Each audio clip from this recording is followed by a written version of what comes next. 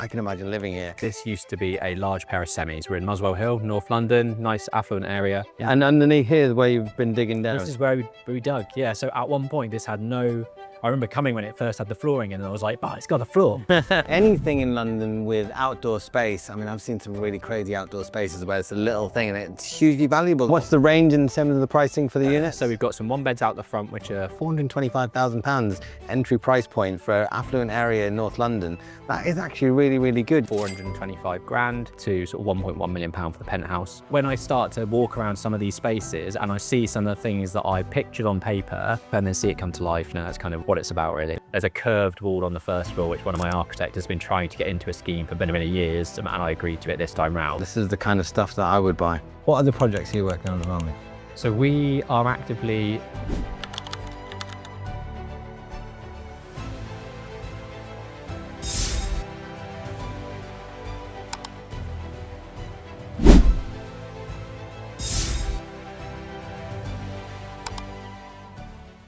Ben and Jack had a £3.7 million development finance problem. If they didn't get it in 6 weeks, this beautiful 9-unit scheme in Muswell Hill would not have been built. So let's go and meet Ben. Ben is the founder of XP Property. He's also the founder of Aura Architecture and XP Surveys. And he's going to show us around, show us the highs and the lows, the things that went well, the things that went more difficult, put it that way. There's a huge basement here as well that he's had to dig out. There's a whole bunch of stuff that I want to ask him, and we're going to share it all here. So let's go and have a quick chat with him. Ben. Hello, sir. How are you today? You well? Good to see you. Good. Great. Yeah, good to see you. Thanks for coming. Thank you for having us. So this is it. This is where the magic's been happening. Yes, if you want to call it that. No, we've been here for a while now, but we're getting there. It's not been the easiest of developments. No. Development in general has been challenging over the last, let's say, 4 years. Since COVID, things have just been challenging. It's been tough. You know, the sales market has been horrendous. So getting money out of deals and recycling that cash and moving on to the next one has been tough. Build costs have gone through the roof. You know, labour is tough to find, or good labour's tough to find. So yeah, it's been a real challenge. With this one, it's a 90-unit scheme. Tell us a little bit about the project, what you've had to do, how much you've built out, what the build costs have been. This used to be a large pair of semis. We're in Muswell Hill, North London, nice affluent area. It used to be 8 to 10 bed HMOs each. Previously, it's been sort of asylum seeking, care home, like that sort of thing. We took it with a new lease of life. Got various extensions, so we've done a whole basement out the front, which you'll see, 100 square meters of basement, extensions to the loft, on the ground floor, to the front. So we've tried to extend it as much as we possibly can, and we've converted it to 9 flats. So we went through a 2-stage process with our planning. We actually got approval to actually convert it into two large houses, but because of the main road being out the front, if we were one road back, I would have done the 2 houses and they would have been worth, you know, £3 million plus each, and it would have been fantastic. But because of the location, flats were definitely the right way forward. So yeah, we've created 9 luxury flats. And how far away are you from completion? Because I can see there's still a little bit of work to do here and there. Do you have a target completion date? Yeah, so we'll be fully finished in about 8 weeks' time. There's 7 of the 9 flats which are very well progressed, and you'll see that as we go up. They'll be done in 3 to 4 weeks. Then we've got to tidy up the site, paint the front, you know, create that wow factor from the front, which I've been waiting for years, to be honest. But it was great to see the scaffold struck on the front. They've chemically cleaned the front brickwork, repainted everything. It looks amazing. So just waiting for that final finishing touch. You always want to make sure you've got good curb appeal and that approach. A lot of people say that actually in the first 10 seconds of walking up to a property, many buyers have that feeling in their stomach where I can imagine living here. Yeah. As long as everything else doesn't disappoint me, this is going to be a good one. Yeah, exactly. So in terms of the overall construction and where you're at now, what about the sales period? Are you with an agent at the moment? Have you got a exit strategy? Yeah, we've been with an agent for months now. We've got 1 of the 9 under offer, pre-sold, off plan. Doing that in today's market is super tough. I've literally just been speaking to sales agent now, and it's really difficult out there at the moment. People want to touch, feel, kind of see everything that's completed. So we've done well to get 1 of those 9 under offer. We've been in the sales process. We've got brochures, micro websites. We've launched to the market as like a soft launch, doing viewings every weekend. But people still, you know, the amount of times where the feedback has been, I want to come back when it's finished. You know, they see the potential, you know, they can sort of see the sizes of the rooms, you know, they love the front, now it's cleaned and all that sort of stuff. but they want to touch and feel when it's fully finished, and that's what we're hearing. And what's the range in terms of the pricing for the unit? So we've got some one beds out the front, which are 425 grand, all the way up to sort of 1.1 million pound for the penthouse. And we've got a range of 1, 2 and 3 bedroom flats. So a good development mix. Some of those one beds are smaller than the other. So we've got a good range of types of property. The one that has sold is this ground floor 2-bed unit. So big terrace, 2 bed, 2 bath, on the ground floor. £425,000 entry price point for an affluent area in North London. That is actually really, really good. You know, some people are saying at the top end of the market that where stamp duties are crazy, like £1 million plus, that's really, really, really struggling. Prime central London, etc. So I'm optimistic when people do come in, they touch, feel, they see the location, they see the accessibility, and Muswell is a great location. I'm optimistic that these will fly off the shelf. Well, let's have a look. I do want to see some of the internals. I want to see some of the basement stuff that you've done. So let's have a little walk and talk. Even the communal entrance hallway is super important to think about. Yeah, and absolutely. the sales agent came yesterday, and because we didn't do any CGIs of the communal area, he was really happy with kind of seeing how it's progressing. Because fundamentally, he didn't know what it was going to look like until we get to this stage, and we've got all this nice paneling. You've got this big, massive door that's so firm with glazing either side. Cornicing, which looks awesome, really high ceilings. So yeah, even as you come in, this entrance is going to look really, really good. And who's been doing your interior design? So all of the architectural work and interior design has been by Aura Architecture and Interiors, did all of that. So great, that's your own my own internal business. So we had complete control over this and how it looks. There's a curved wall on the first floor, which one of my architects has been trying to get into a scheme for many, many years, and I agreed to it this time round. The lift was a big point of contention. So we basically, it was tossing up between either not having the lift and having the extra space within the flats and making the flats bigger, or taking the space for the lift and basically making sure that penthouse has level threshold access, with a lift, which I think for potentially a downsizer nearby is really important. So we went with the lift. We think it's the right decision. It means now all the first floor flats, which are one beds, have access to the lift as well for all the shopping and downsizers that want to be close to the town and stuff like that. So as you come in, some of the key things that we've looked to do is extra high doors. So all of our doors are sort of 2.25 in height rather than the standard 2.1. It does make a big difference, especially when you've got these really high ceilings. First double bedroom with ensuite, nice bay window. Again, with the high ceilings, we like to have high skirting boards. Very nice, nice ensuite master bedroom. Yes, we'll look at some of the bathroom features upstairs. This is the second bedroom. And then as you come into this kitchen, dining, living space. Oh, wow. Massive glazing, sliding doors that push back, big old terrace, which is private to this unit. And kitchen, dining, living space, which, looks really great. So this wasn't part of the basement, this was already here?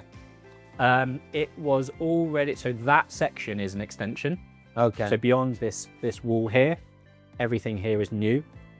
So we've extended out, added the roof lights, which when that's all uncovered, this will be flooded with light in the morning because the sun rises just over there. Come round. And that section above that piece of ceiling is the terrace for the first floor. And these sliding doors, so you can imagine the 2-bedroom, single person or a couple or a young family, they kind of move in, they've got their outdoor space right there for barbecues and summer fun. The high ceilings, especially period, that's a big difference. When you've got flats that are kind of more urban in London, I remember from my estate agency days, anything that was new build that had the lower ceilings, sometimes you feel a little bit boxy. Yeah, exactly. But if you've got the high ceilings, all that changes. So your decision to actually have put in these larger doors as well, just gives that grandiose feel. So this is our curved wall. Was there a bit of a debate? Cost and, architects sometimes need to be sort of pulled back to reality, and a lot of the time that's the case. But on this one, it's my own scheme. I was happy to put it in. This is a great idea. This is a great feature, I think, honestly. They probably won't appreciate the cost that went into it. Good sized double bedroom. So this is the larger one bed. So these are going for $500,000. The front ones are slightly smaller, which we'll see in a minute. Those are the ones that are 45. These are on at 500. Really good sized bathroom, good sized bedroom. And then you've got the kitchen, dining, living space, which goes out into the terrace. And spared no expense on the double glazed sash windows. Double glazed sash windows, timber. Yeah, very good, very good. Having private amenity for leasehold flats for me is paramount. Like on every scheme, trying to make sure using full planning applications. If we've got an office to resi conversion and we're doing it under Class MA, we will also make sure that we go in with a full planning application to try and get private amenity, balconies, gardens, terraces, whatever, because could add 5% onto your sales price. Anything in London with outdoor space, I mean, I've seen some really crazy outdoor spaces where it's a little thing and it's hugely valuable. And in terms of for the sales part then, furniture packs and stuff like that, do you normally do that for all your schemes? Yeah, we've staged the penthouse, staged the one bed. That will be it for now. As and when those units sell, if there are other units that are still available, we'll shift the furniture across. Or if the buyer wants to move in as they see it and buy the furniture from us, or we use it as a negotiation point to get a level of price that we want. So we like to do that on most of our schemes. Good, good, good. All right, let's keep going. So yeah, these are the smaller one beds. They're about 500 square foot, so not tiny. Everywhere has some sort of features. In the back you'll have the outdoor space. Here you've got that bigger perception of space from the lovely bay window and the sashes. And you've still got the high ceilings. When I start to walk around some of these spaces and I see some of the things that I pictured on paper, I was like, we need to shift this around. I want some storage there. Like even like the space behind the front door that will be for coats and for shoes, like those sorts of spaces, details are really, you know, things that I love. And you know, when you picture it on a piece of paper and then see it come to life, you know, that's kind of what it's about, really. That's what it's about, being a proper property developer. There you go. Very good. Yeah, this is a great space. Nice, tidy, one-bedroom flat. Perfect again for a young couple and or a buy-to-let property. You know, so somebody wants to park some cash into a long-term rental. This is the kind of stuff that I would buy. So we're going up to the penthouse now. Beautiful. And yes, this is all furnished already. Yes. This is beautiful. You can imagine as well, just like summertime in London. So many activities, so many friends, so many social events. This is beautiful, and you've got the light shedding through in there. It was a conscious decision actually to put that feature in there. That. So what I wanted as you come in the front door was to have that line of sight through to the terrace, into the garden. We've got a roof light above that hallway, so it lets loads of light deep in the space, but that light is then burrowed into this space as well through those crystal doors. What other projects are you working on at the moment? So we are actively finishing or in the middle of 6 sites, 72 flats and houses amongst those. This is 9. We've got an office conversion in Abingdon near Oxford for 23 units. That's 21 units conversion and 2 townhouses. We've got a mixed use site in Tame, South Oxfordshire, 20 flats and 6,500 square feet of commercial space. Finished 9 of the flats. Phase 1's fully sold. Phase 2 is halfway through. We're due to complete in July. And then we have just finished a doctor's surgery conversion to 5 flats. And what's the other one? Oh, we bought a bank. So we've got a bank in Abingdon as well on the high street. So we bought the bank, sold the retail off. We've exchanged on that, now due to complete in, so we bought it for 800. We sold the retail for 350 grand. It's got upper levels. It will be 3 3-bed HMOs. And then we've got planning approval for 4 units at the back. So upwards extension, infill and undercroft where our car parking space was, convert the existing space to 2 flats. And that's it. Just and a partridge in a pear tree. Yes. Challenges along the way. I know you've had some challenges with this one. Yeah, always. And there's always challenges with every project. Yeah. So tell us a few of the problems that you've had with this particular one. This project was quite a feat of engineering, really. You might maybe we'll send over some photos of when basically the whole front of the house was up on stilts. We created a 100 square meter basement underneath. Big, you know, engineering feat. We've had retaining walls sort of propping up the rest of the property. Big props where it's just basically just hanging in the air. When the floor joists were gone, it was just 7 meters from basement floor up to the first floor. So you just got this big void. That comes with complications. That comes with delays. You know, it's was a challenge, but ultimately when you're building that at maybe £400 a square foot and you're making £900 a square foot, there's good margin doing that and adding the space, even though it adds probably 4 months to your time horizon. General just delays, delays around with all contractors we're working with at the moment. It's just tough. It's tough finding the right labor, tough cash flowing all of these deals. Planning was good. We basically bought this on a delayed completion.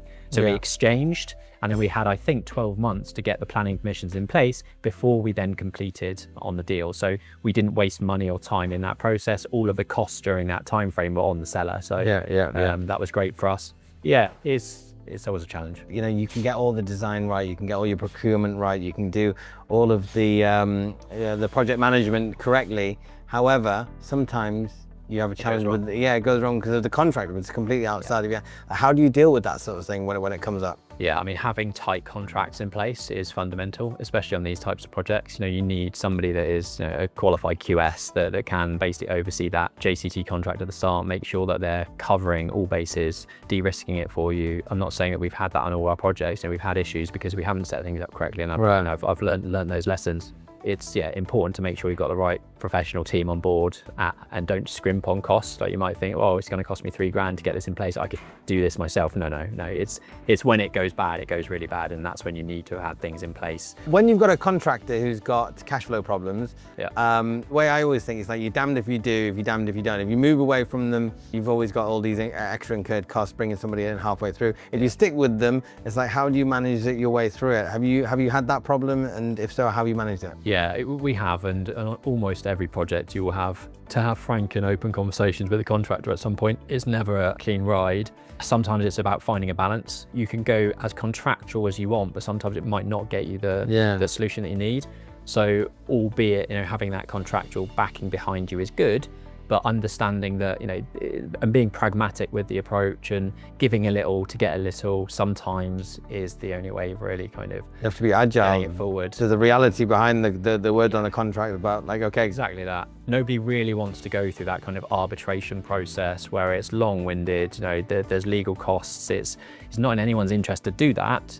Fundamentally, if you have to, you have to, and there will be times where we'll need to do that, but you know, you should try and avoid it because it's just a road to nowhere, really, just leaking fees elsewhere and delaying the program. So yeah, sometimes just working with the contractor is all you can do. But like you say, we've had projects where there's been more costs associated with managing the contractor than it is actually doing the work on site, and that really frustrates me because all these level of management is just sapping, you know, time, money from everyone, which is why sometimes I do prefer working with smaller contractors where it's just Barry and his gang of mates, where it's 5 guys, you ask them to do something, it just gets done. You know, it's not back and forth with RFIs and variations and this sort of stuff. They just want to get the job done as much as you do and move on to the next project. Whereas when you start to get to this level of contractor, it does become very contractual. You have to do things in a certain way. There is due process. So yeah, it's challenging regardless. There's always pros and cons. Whether you stay small, you've got the various challenges that come with that. And if you scale, you can also have certain challenges. And one of them is there's more red tape, more bureaucracy, more people trying to cover their backs. And everything just takes that little bit longer, which I think is something you've experienced on this one as well, to a certain extent. So let's keep going and have a look. This episode is sponsored by Merry Oaks Property Finance. Merry Oaks Property Finance is a finance brokerage, and we specialize in property finance for investors, developers, landlords. So anything from buy-to-let, bridging, development, commercial, HMOs, short lets, hotels, the whole 9 yards, we can support you on whatever funding requirement that you need. If you have a funding requirement, please do reach out to us in the show notes, and I hope to hear from you soon. Now, back to the episode.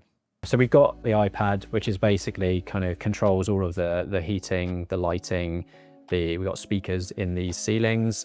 It can be upgraded to have blind control, AC, whatever it needs to have. It can be upgraded in the central motherboard. This is the principal Very suite. nice, very nice. You can see it all come to an end. This is my favorite part of a development.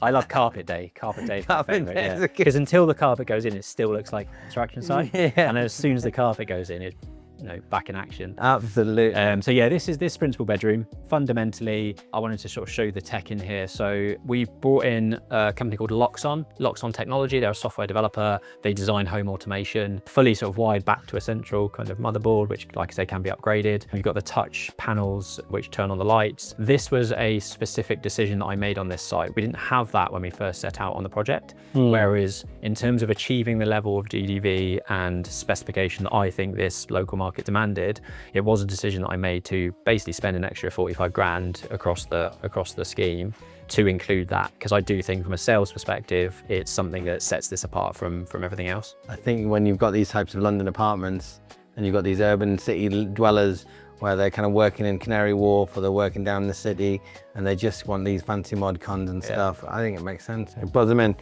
Make sure you grab the lift. Yeah. On a lot of our schemes nowadays, we do sort of LED lighting underneath the vanity. So a lot of the time that is on a PIR sensor. So if you get up in the middle of the night and need a wee, you're not having to like turn on the main lights. Oh, you just got walk this, like, in. ambient kind of lighting. Ooh, that's so fancy. And it doesn't cost the earth. Let's keep going. Cool. This is the room that surprised most people, basically. So yeah, there was a spine wall that ran down the middle. People were like, oh, why are you spending the money knocking that down? There's a chimney that's been supported just there. And if you I just looked out the window. If you see the steelwork that they put in, you sort of understand why they were questioning why you were doing it. It had a raking steels that's running up, and then basically some steel bits that were doing this to pick up the brickwork courses. And they were like, oh, this is going to be a pain in the ass to get in. But everyone understands now why we did it, because you get this. You know. All right, let's keep going. Cool. I'll take you into the split level one bed. Split level this one? bed.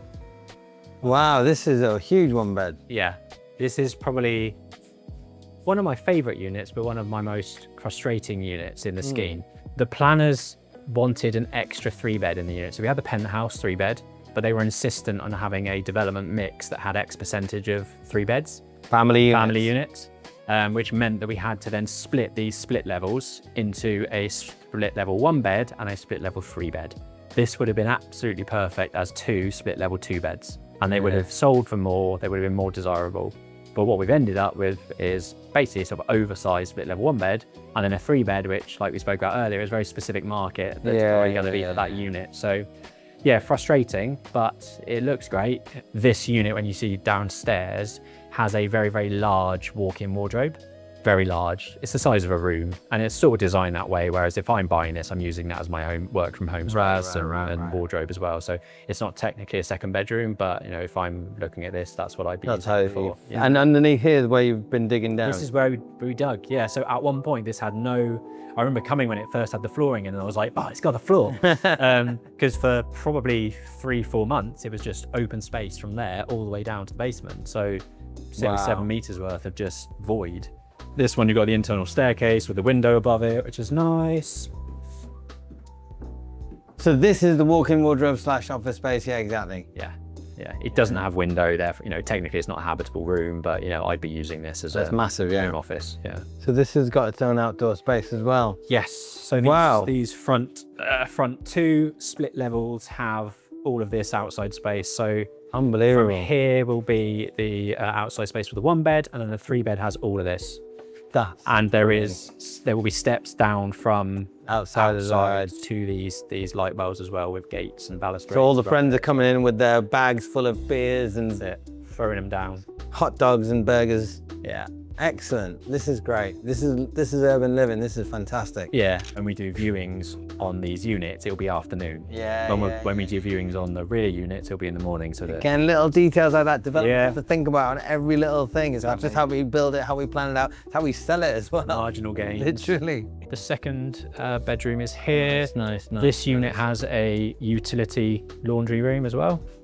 So all the plants in here, got cupboards, washing machine will be in here. So this is, again, a quirk and a nuance that other flats don't have. This has got its own utility room. And then up to the entrance. So this is the one I mentioned is the masonette. So it has its own front door. Oh, wow. Big old front door. This is the sort of detail that I was talking about in terms of having those 2 side panels either side. When that's open, you've basically got storage here. There's that, coats and shoes. Yeah. And then you've got a lovely, big, huge... Yeah, this looks great in the CGI. So we've had the CGI created of this area. It is interesting to hear that, you know, like every other developer I've spoken to, you've had your challenges along the way. Yeah. But you've just got on with it. And you structured everything properly so that you were allowed to kind of weather those storms. We can't stop. Yeah, you know, we can't just leave it half finished. Challenges will arise. It's how you deal with them that generally sort of sets you apart. So we just want to get to the end now, get it, you know, in the sales process as fast as we can fully. So we've got it on the market, but like we said earlier, in terms of touching and feeling the finished products, that's really when this will start to fly. So once all of that frontage, the hoardings down, the skips are gone, it's all paved and you've got the finishes fully complete, that's when people start to drive by and be like, oh wow, that looks insane. Yeah. And hopefully we can then start to shift the units pretty fast. And one of the things that we were talking about before we started doing the tour, before we hit the record button, was to weather these storms, so going through these hardships, and structuring everything properly. And I was mentioning to you that there's a famous developer that's gone under recently, and they were structuring their debt as equity, and how important that is to get that bit right.